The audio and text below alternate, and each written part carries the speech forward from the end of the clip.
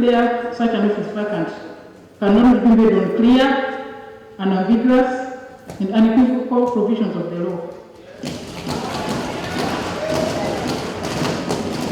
On 2nd May, the Speaker of Parliament ruled that there was no legal basis to declare the parliamentary seat of the 4 so-called rebel members of Parliament vacant, days after they were expelled from the NRM party. People first! First! People first! First! Uganda away!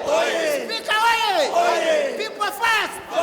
But this jubilation could be short-lived. Even after the Speaker's ruling, the Attorney General appears to have burnt the midnight oil, perusing the Constitution to legally assess the Speaker's decision. According to Nyombi, Speaker Rebecca Kadaga erred in keeping the 4 embattled MPs in the House, describing them as aliens.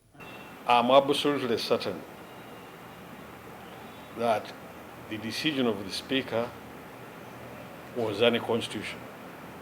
Nyombi has since written a letter to the Speaker offering his legal advice about the matter, highlighting different sections of the law, including the interpretation of Article 83, subsection 1, which spells out the conditions under which a member of Parliament shall lose his or her seat.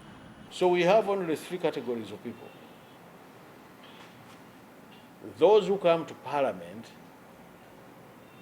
along party lines, the soldiers, and independents. Independents can only come in the Parliament when they elected, according to Article 72. Now the question is, my friend Sekikubo and the others,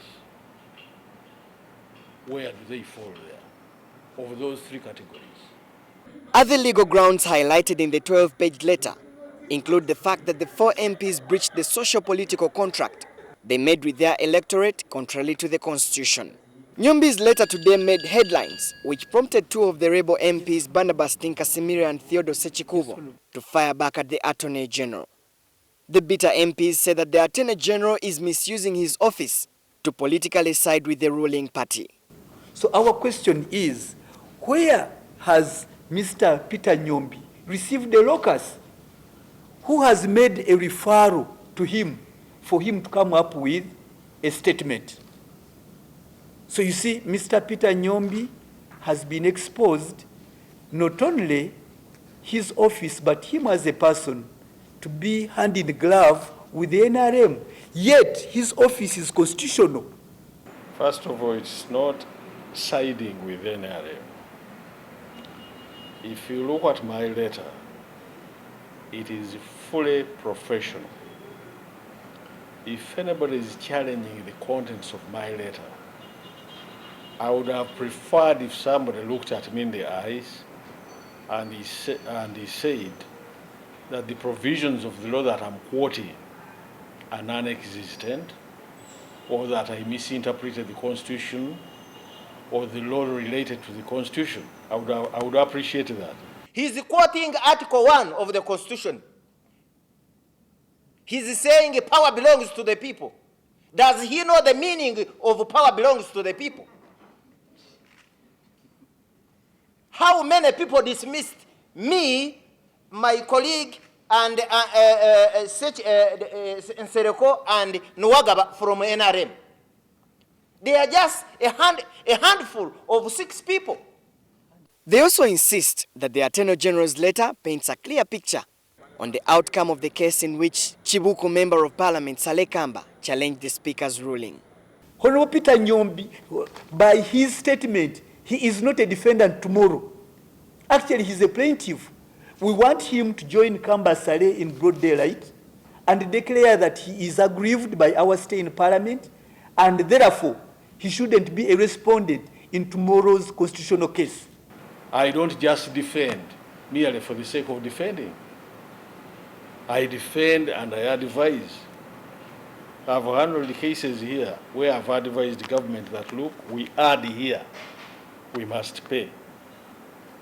They also consider the Attorney General's letter as sub judice, considering the fact that the case is before court. Legal minds interpret the various articles in the Constitution differently, especially to support their argument to prove a point.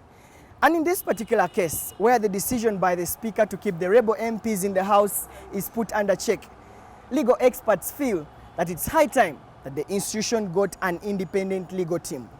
Hussein Kasilinji, a former legal advisor to the president, explains why he feels Peter Nyombi is not fit to defend the speaker in the Saleh Kamba suit. Parliament has no choice but to hire external lawyers to defend it. The Attorney General has expressly stated that he is not going to defend this. He has already conceded. If you wish, he's already said the Saleh Kamba petition is all right. It should be all the orders that are sought should be granted, and therefore he cannot be the right person to represent the Speaker. He has also advised on the need to have an independent Attorney General without any political background. Tomorrow, court will decide on whether the 4 rebel members of parliament should be enjoined with the Attorney General as part of the defense in the Saleh Kamba suit. Solomon Serwanja, NTV.